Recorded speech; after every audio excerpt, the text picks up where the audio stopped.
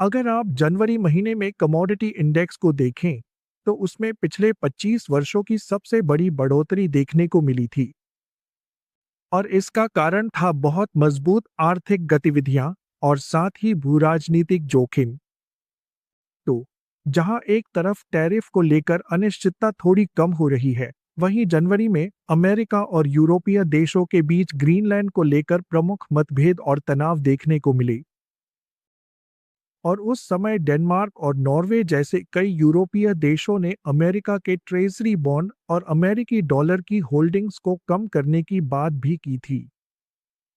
तो जब भी यूएस डॉलर को लेकर अनिश्चितता होती है, तो डॉलर बढ़ने पर कमोडिटी घटती है और घटने पर कमोडिटी बढ़ती है। तो इस समय जब अमेरिकी डॉलर में गिरावट आई है और चूंकि उम्मीद की जा रही थी कि कुछ यूरोपीय देश अपने डॉलर होल्डिंग्स कम कर सकते हैं, उसी समय हमने चांदी, सोना और अन्य कीमती धातुओं में बहुत तेजी देखी। तो जब अमेरिका और यूरोजोन के बीच ग्रीनलैंड को लेकर तनाव चरम पर था, हमने कीमती धातुओं की कीमतों में बढ़ोतरी देखी। और अगर आप अन्य धातुओं की बात करें, जैसे तांबा, एल्यूमिनियम वगैरह, तो इनकी सप्लाई कम और मांग बहुत ज्यादा बनी हुई है, खासकर एआई और अन्य तकनीकी उपयोगों के कारण। और कुल मिलाकर कमोडिटी साइकिल अभी काफी अच्छा प्रदर्शन कर रही हैं। और अगर आप ऊर्जा की बात करें, तो वहां भी यह चिंता थी कि शायद अमेरिका और ईरान के बीच बड़ा तनाव बढ़ सकता है, क्योंकि अमेरिका ने अपने वारशिप्स ईरान के पास भेजे थे और इसी वजह से हमने तेल की कीमतों में भी बढ़ोतरी देखी।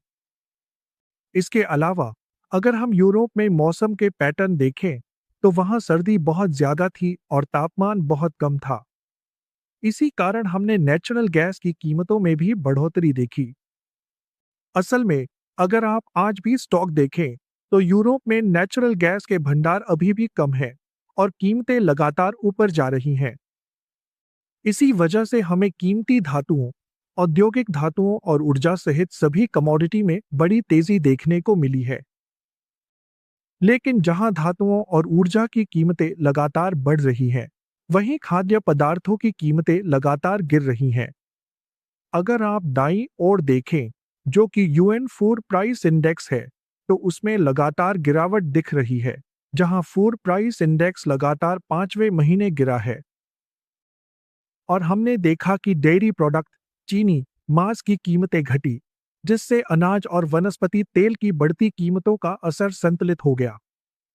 और क्योंकि हम बहुत सारा वनस्पति तेल इंपोर्ट करते हैं, इसलिए भारत में इसकी कीमतों पर नजर रखना हमारे लिए बहुत महत्वपूर्ण है।